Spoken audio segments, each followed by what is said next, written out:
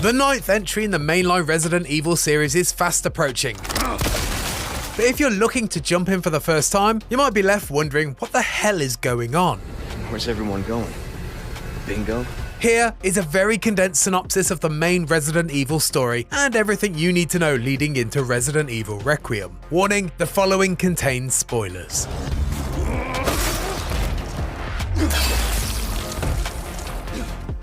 Resident Evil 0. July 23rd, 1998, Raccoon City Police STAR's Bravo team is dispatched to investigate murders in the Arclay Mountains, but crashes before they can reach.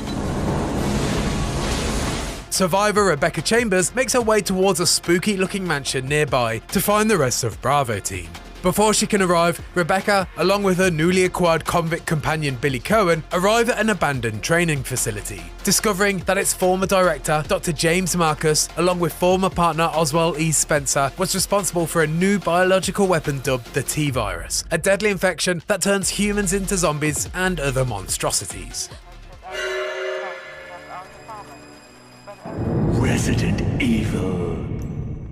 STAR's Alpha team is dispatched to find out what happened to Bravo team. The search leads STAR's members Jill Valentine, Chris Redfield, Barry Burton and team leader Albert Wesker to the Spencer mansion. The gang splits up and discovers the horrible fates of fallen STAR's members due to the T-Virus outbreak, and Chris finds Bravo team member Rebecca Chambers still alive. You? Chris Redfield, Alpha Team. We're here to rescue you. Jill and Chris eventually discover that the Umbrella Corporation, a pharmaceutical company with shady business practices, was behind illegal experiments that resulted in the horrors roaming the mansion's halls.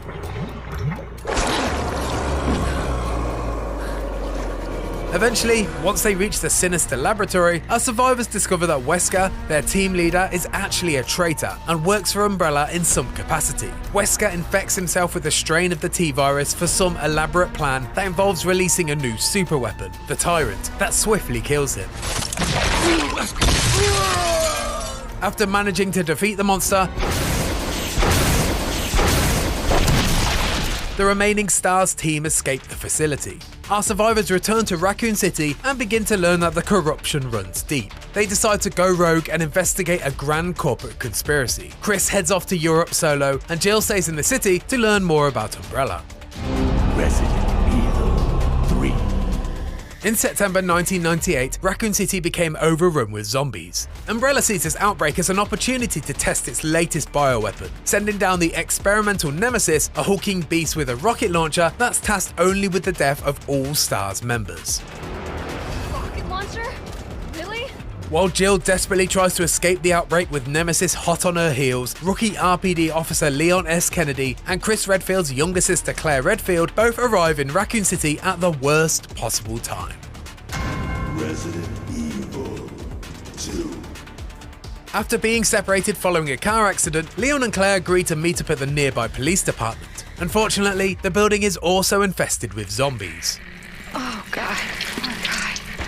On her quest to find her brother Chris, Claire runs into Sherry Birkin, a young girl being pursued by a monstrous weirdo who turns out to not only be her dad, but also Umbrella's leading scientist William Birkin. You gotta be kidding me. Turns out Billy B had planned to betray Umbrella and sell his newly developed G-Virus, but before he had the chance, he was gunned down by Umbrella. Before dying, William managed to infect himself with the G-Virus, allowing it to spread into Raccoon City through the water system, creating the enormous mess all our characters are now dealing with. Nice one, Willie. Meanwhile, Leon runs into Ada Wong, an FBI agent who's seeking the G-Virus for herself to prove Umbrella's corruption. They decide to form an alliance, for now. Thank you. Leon and Ada run into Birkin's wife Annette, who is not a big fan of the pair.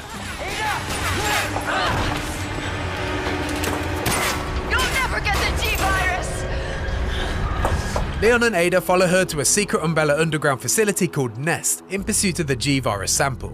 I wonder where the G-Virus is. Claire also arrives at Nest in search of a vaccine for a now infected Sherry. Leon manages to obtain the G-Virus sample but runs into William, who, in his freakish form, mortally wounds his wife. Annette reveals to Leon that Ada is not what she seems and is actually a mercenary who's looking to sell the G-Virus to the highest bidder. She's gonna sell it.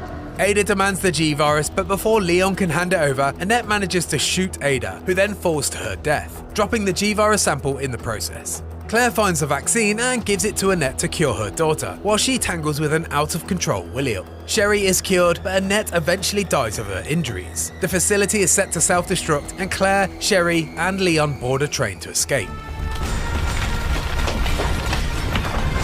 Shit! Gotta get out of here.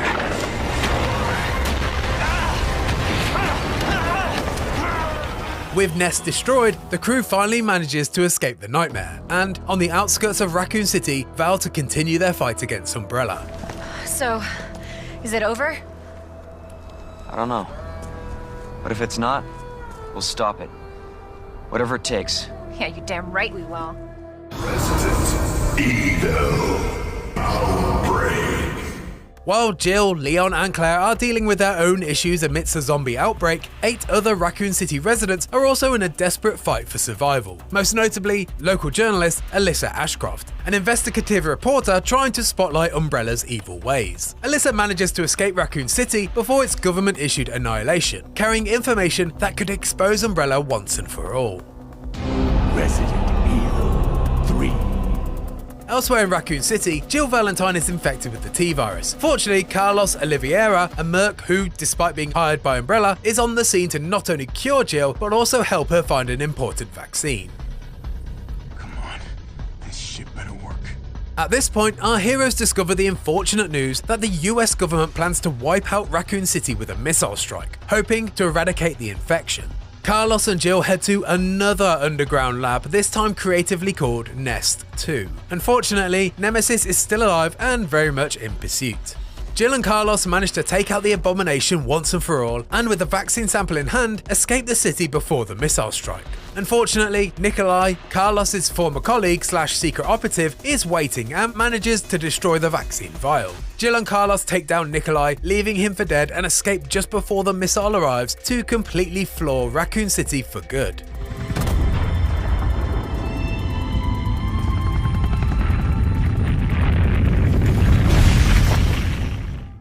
Resident Evil. 3 months after escaping from Raccoon City, Claire Redfield, in search of her brother Chris, attempts to raid a European Umbrella facility before being captured. Claire is taken to an island prison commanded by Alfred Ashford, the governor of Rockfort Island. An outbreak occurs, of course, and after being freed, Claire gets to work looking for Chris and escaping the island. There's no sign of Chris, so after much trouble, Claire escapes on a plane. Ashford, who it turns out has a split personality disorder and often believes himself to be his twin sister Alexia, takes control of the plane remotely and crashes it into another Umbrella facility, this time in Antarctica. It's also worth noting that during the crash, Claire spends a period unconscious here, during which she has a dream that turns out to be the plot of Resident Evil Survivor 2. Weird. Alfred, believing Claire to be a spy, also escapes Rockfort in a quest for revenge, and after he's fatally wounded, frees his actual sister Alexia, the person he previously believed or wished himself to be, who was cryogenically frozen and riddled with a new virus called T. Veronica. Meanwhile, back on Rockfort Island, wouldn't you know it, Chris has shown up looking for Claire. Instead, he runs into his old pal / mortal enemy Albert Wesker. Long time no see, Chris. Wesker? Who's still alive, super strong, and on a mission to find the T. Veronica sample. Turns out his plan was to be killed by the Tyrant so he could reach his full potential of some experimental virus he had or something like that. They both make their way to Antarctica, and Chris finally reunites with Claire, who then defeats a now very powerful Alexia before escaping as the facility, you guessed it, self-destructs. Chris! Hey, you know that I always keep my promises. Oh, and Chris and Claire vowed to take down Umbrella. You seeing a pattern here? There's still something we've got to do. You mean... Yeah, it's payback time. We've got to destroy Umbrella. Now, let's finish this once and for all. Resident Evil 4. 6 years have now passed, and Umbrella is now long gone due to a government suspension and a stock value crash. Basically, the lamest way possible for a big bad to go out. Leon Kennedy, the once rookie RPD officer, is now a government agent who's sent on a mission to rescue the president's daughter Ashley from her kidnappers in rural Spain. Leon discovers that not only are her kidnappers a cult called Los Illuminados, but they're also infected by a brand new mind-controlling parasite called Las Plagas. During the rescue, Leon coincidentally bumps into an old flame, Ada Wong. You can stop right there, Leon. Wouldn't make me use this, would you? Who turns out to not be dead and is once again on the hunt for a virus. After rescuing Ashley, Leon confronts the cult's leader, Sadler, and, with the help of Ada, they defeat him.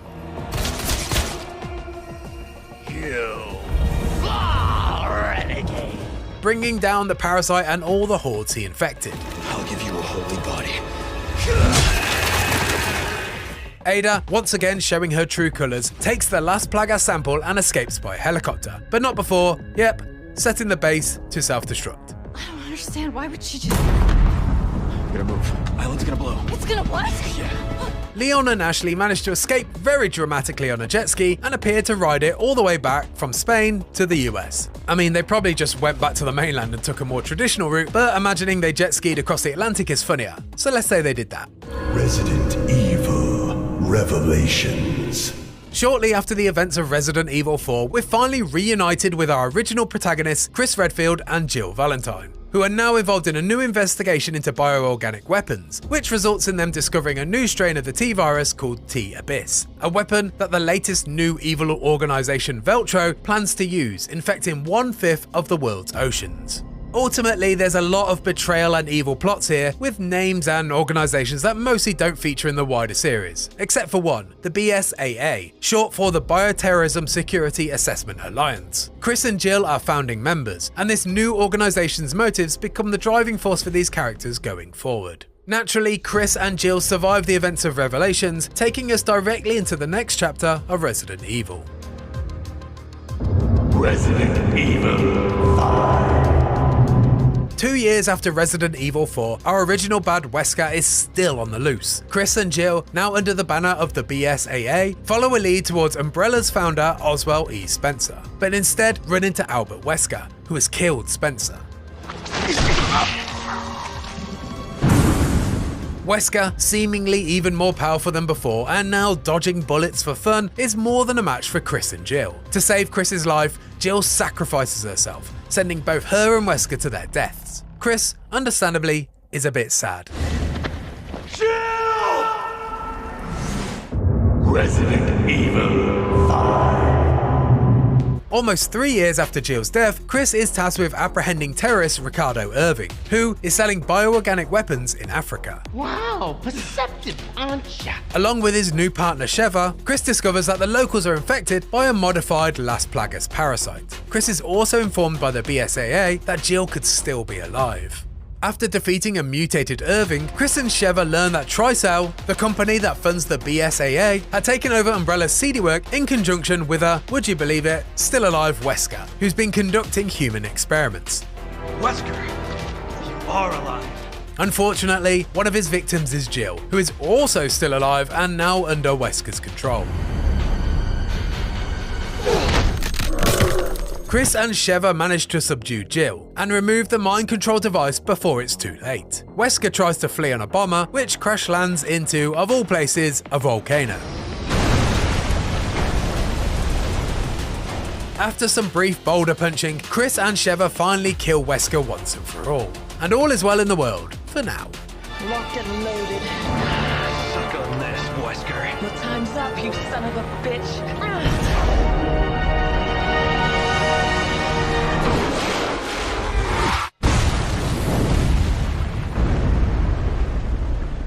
Resident Evil Revelations 2. Claire Redfield, younger sister of Chris and now a member of TerraSafe, an anti-bio-terror company, once again finds herself trapped on an island with her new partner, Moira Burton, daughter of Barry Burton. Remember him? He's the Jill sandwich guy. You would have fit nicely into a sandwich. This island, an abandoned prison, isn't a nice place to be. While being stalked by mysterious monsters are directed around this labyrinth by someone known as the Overseer. Who the f*** is quoting poetry? Are you afraid? After all the typical Resident Evil hijinks involving other survivors, shady corporations and betrayal, it's revealed that the overseer is called Alex Wesker. Although she does share a surname though, she's not actually a relative of the infamous villain. Stay tuned for that later. But rather a kidnapped child who was snatched for her talents and inducted into the Wesker Project, a sinister plot developed by Oswald E. Spencer to try and develop a race of superior beings using the T-Phobos virus. Another virus, blimey. I have to destroy you! Alex has been doing her own experiments on the prison island, injecting a virus into her victims and creating a fresh batch of monstrosities. Eventually, Claire and Moira corner Alex, and now, with nowhere left to run, Alex commits suicide. But not before, say it with me, setting the base to self-destruct. Self-destruct sequence of the facility's upper spire will begin immediately. Claire manages to escape, but unfortunately, Moira is trapped under rubble. Enter Big Daddy Barry. Moira. 6 months pass before Barry reaches the island, desperately chasing Moira's SOS signal. But before finding his daughter, he runs into a still alive but mutated Alex Wesker. It's not enough to live. I want to transcend. After more survival horror hijinks, Barry eventually comes face to face with Alex, who's now heavily mutated into a final glowing orange target-covered form. Fortunately, both a still-alive Moira and a returning Claire Redfield with a rocket launcher arrive to swing the odds in Barry's favour.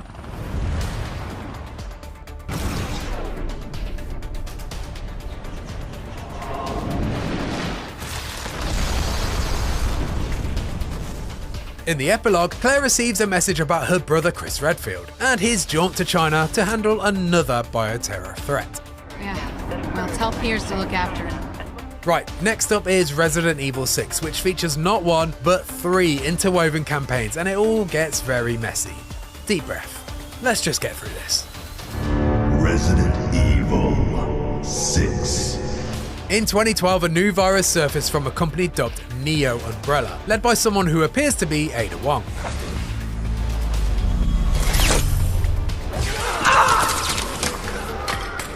Series newcomer Jake Muller is believed to be the key to the vaccine, due to his antibodies. The reason Jake is immune is, well, because unlike Alex Wesker, he's actually Wesker's child. So, you're Wesker Jr. Wesker? You lost me. In 2013, the American president decides that enough is enough with all these bioterror incidents, and it's time to spill the beans about what really happened in Raccoon City. However, before he can, there's another infection attack, and the president, now a zombie, has to be taken down by his loyal agent and series favourite, Leon Kennedy.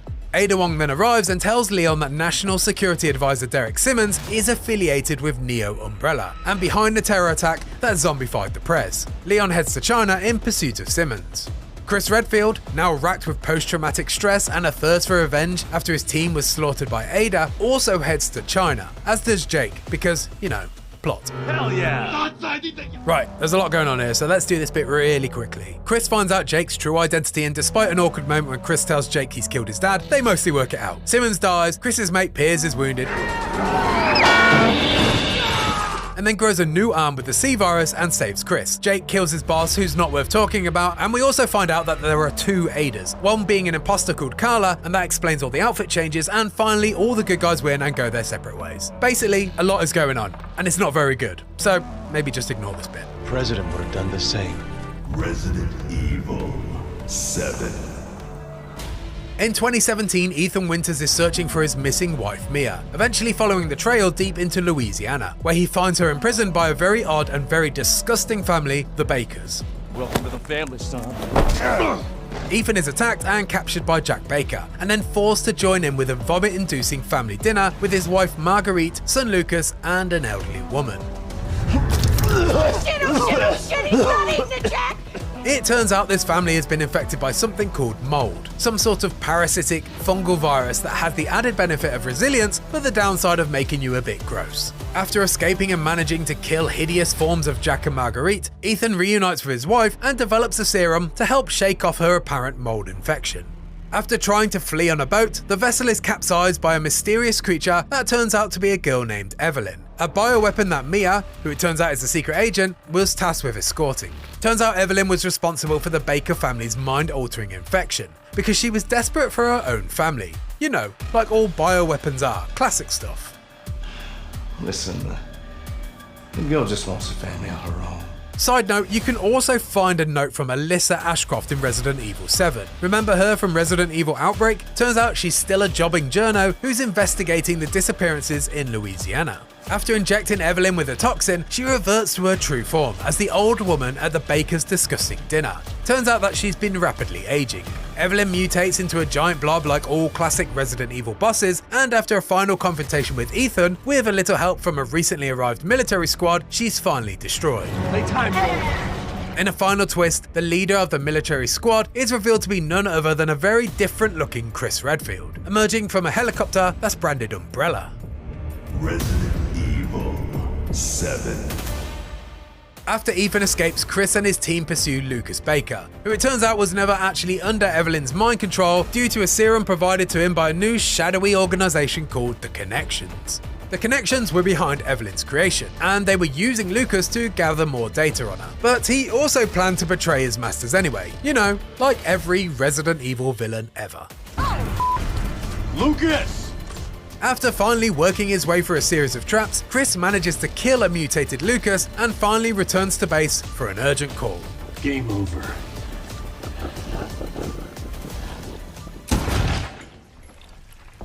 Resident Evil. Over 3 years later, Ethan and Mia's Eastern Europe-based family bliss is violently interrupted by the Hound Wolf squad, led by returning and turtlenecked Chris Redfield, who now oddly looks like he did before Resident Evil 7 again. Weird. Chris and his goons shockingly and mercilessly gun down Mia and then kidnap Ethan and his child, Rosemary. No! What? Why? Ethan wakes to find himself stuck in a rural village and runs into terrified villagers who've been cowering from a horde of marauding lichens. Ethan, on a desperate quest to find his missing daughter Rose, works his way through the abandoned village and into a nearby castle inhabited by vampires, most notably an enormous goth mummy called Lady Dimitrescu.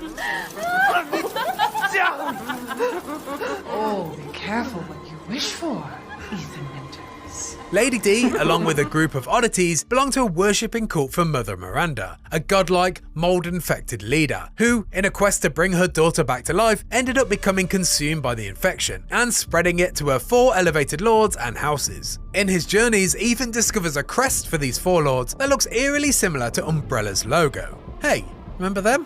Ethan's journey to rescue Rose and take down Miranda's lords eventually leads him to Chris Redfield. Chris explains that the Mia he gunned down wasn't actually Mia at all, but rather a shape-shifting Mother Miranda, who considered Ethan and Mia's daughter Rose to be the Evelyn successor based on the fact that both her parents were infected by the mold. She changed her appearance and pretended to be Mia. Seems she also survived being shot, so now I'm here to finish the job. Rose was born with unique properties, and after Miranda finally confronted Ethan in her true form, she explained that the mold would help rebirth Rose as her daughter Eva. Miranda then, without hesitation, rips out Ethan's heart. Miranda! You coward! Come out and face me! Don't worry. Your death will come quick. You will join the Megamycetes records. Chris and the Hound Wolf squad launch a full assault against Mother Miranda, battling through her waves of monsters and destroying a large mold barrier that's now protecting her. Once inside, Chris and the team discover a large mold root that's called the Megamycete. That turns out to be the source of the mold that's plagued the village, but also the Baker family in Resident Evil 7. Turns out, the Megamycete not only infects its victims, but it also absorbs their DNA and memories. Chris plants a detonation device, but before destroying the mold once and for all, decides to pass through Miranda's lab for one last lore dump. He discovers the entirety of Miranda's plan and her quest to find a suitable vessel for her daughter Ava's consciousness to be reborn into. Miranda was also responsible for the creation of Evelyn, working with the Connections. Later in the lab, Chris discovers the biggest shock of all, when it's revealed that Oswald E. Spencer, founder of Umbrella, was actually a student of Miranda and began work on the progenitor virus based on her teachings. To honour this, the Umbrella logo took inspiration from Miranda's Four Lords symbol that Ethan discovered earlier. Not only was Miranda responsible for everything in Resident Evil 7 and Village, but she was also the inspiration that started it all. After Chris finally works his way through the exposition hallway, he discovers the true and very much alive Mia, who reveals that Ethan also isn't quite dead yet. It's revealed that Miranda didn't kill Ethan, Jack Baker did, way back in the start of Resident Evil 7. Ethan was infected by mold, which had been keeping him moving this entire time, and explained how a man could regularly reattach body parts with just a bit of healing juice.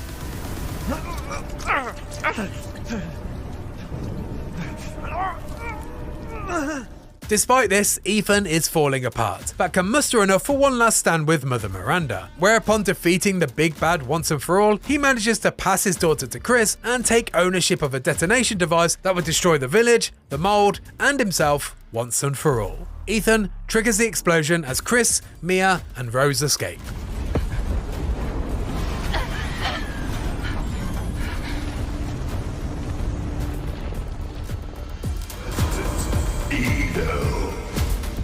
In 2037, a now much older Rose is learning about her abilities, one of which is the power to connect with a surviving piece of the mold root recovered from the incident 16 years prior. After jacking in, Rose enters a new realm, full of the memories from the victims the Megamycete had consumed. Rose then takes a jaunt through a version of the village, guided by a spirit called Michael, who ends up being Ethan's remaining consciousness. She's also taunted by the trapped consciousness of Mother Miranda, who is desperate to escape the realm. With the help of Ethan and her newfound abilities, Rose manages to defeat Mother Miranda and share one last moment with her father before she returns to the real world.